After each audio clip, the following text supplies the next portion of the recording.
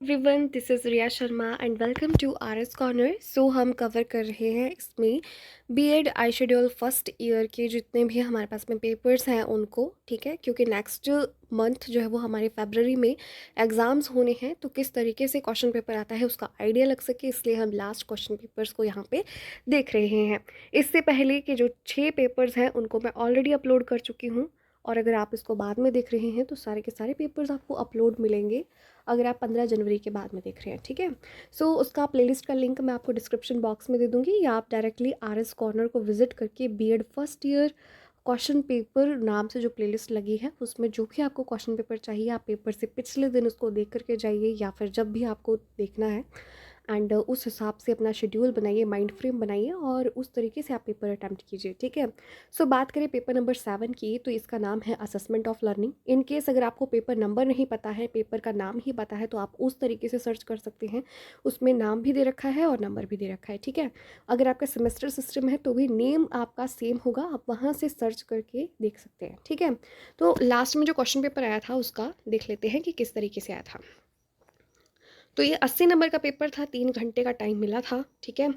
और इसमें जो है वो अगेन 40 पेजेस की आंसर शीट मिलती है, और सप्लीमेंट्री शीट या एक्स्ट्रा शीट जो है वो नहीं मिलती है। बात करूँ मैं अगर सेक्शंस की, तो सेक्शन ए अगेन जो है वो कंपलसरी होता है। इसमें 8 शॉर्ट आंसर टाइप क्वेश्चंस होंगे, जिसमें कि हर एक क्वेश्चन जो है वो 2 नंबर का होगा, और सारे के सारे क्वेश्चन जो है वो कंपलसरी हैं। टोटल 16 नंबर का सेक्शन ए होगा। बात करें सेक्शन बी, सी, डी और ई की, तो इसमें भी क्वेश्चन जो है वो 16-16 नंबर के होंगे हर एक सेक्शन में, लेकिन इसमें जो है वो एक क्वेश्चन के साथ में ऑप्शन दे रखी होगी, मतलब हर सेक्शन में ऑप्शन आपको अवेलेबल होगी बी, सी, डी और ई में, ठीक है। और आपको मैं फिर से कह दूं कि अगर आपको वीडियो पसंद आती है तो please subscribe, like and share to your friends. बात करते हैं कि सेक्शन ए में हमें किस तरीके के क्वेश्चंस आए थे। तो सेक्शन ए जो कंपलसरी था हमारे लिए, उसमें फर्स्ट क्वेश्चन था ग्रेडिंग इन असेसमेंट, यानी कि मूल्यांकन में श्रेणीकरण। दूसरा क्वेश्चन था समेटिव असेसमेंट, योगात्मक मूल्यांकन हिंदी में। परफॉर्मेंस बेस्ड एक्टिविटीज़ तीसरा क्वेश्चन था, यानी कि प्रदर्शन आधारित गतिविधियाँ। चौथा क्वेश्चन था इम्पॉर्टेंस ऑफ थिंकिंग स्किल, यानी कि विचारशील कौशल का महत्व, ठीक है। और पांचवा क्वेश्चन था पोर्टफोलियोज, यानी कि पोर्टफोलियो। छठा क्वेश्चन था सेल्फ इम्प्रूवमेंट, यानी कि आत्म सुधार। सातवां क्वेश्चन था यूज़ ऑफ क्वेश्चन बैंक्स, ठीक है, यानी कि प्रश्न बैंक का उपयोग। और आठवां क्वेश्चन था द मीनेंस ऑफ कोचिंग, यानी कि कोचिंग की आशंकाएं। और आप इसमें देख सकते हैं कि हर एक क्वेश्चन जो है वो 2-2 नंबर का है। टोटल 16 नंबर का ये क्वेश्चन नंबर 1 था, जो कि सेक्शन ए में था, ठीक है।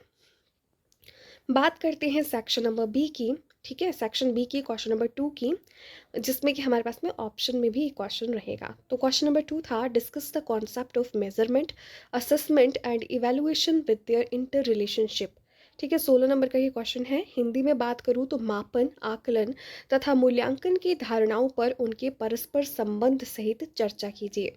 और इसी क्वेश्चन की ऑप्शन में था explain the need for continuous and comprehensive school based assessment, यानी कि सतत तथा व्यापक विद्यालय आधारित मूल्यांकन की आवश्यकता को समझाइए। इन दोनों में से जो भी क्वेश्चन आता था अच्छे से उसको हम कवर कर सकते थे। 16 नंबर का ये क्वेश्चन था।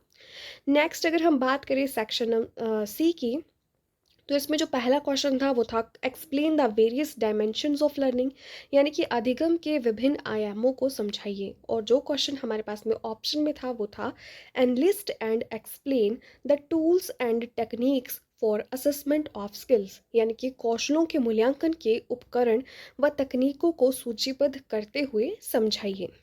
आप देख सकते हैं कि ये क्वेश्चन भी जो है वो 16 नंबर का है, ठीक है। आपको जो भी अच्छे से आता है वो उसको आप अटेंड कर सकते थे, अटेम्प्ट कर सकते थे। बात करें सेक्शन डी की, तो इसमें हमारे पास में क्वेश्चन नंबर 6 आया था what is the process of construction selection of test items, ठीक है, यानी कि परीक्षण विषयों की संरचना चयन की क्या प्रक्रिया है। और ऑप्शन में हमारे पास में क्वेश्चन था how remedial instructions are important for improving learning, यानी कि अध्ययन में सुधार हेतु उपचारी निर्देश किस तरह से महत्वपूर्ण है। अगेन 16 नंबर का क्वेश्चन था, जो भी अच्छे से आता हो हम उसको अटेम्प्ट कर सकते थे।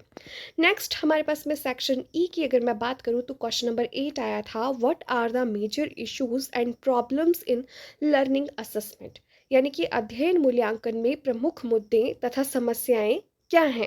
ठीक है।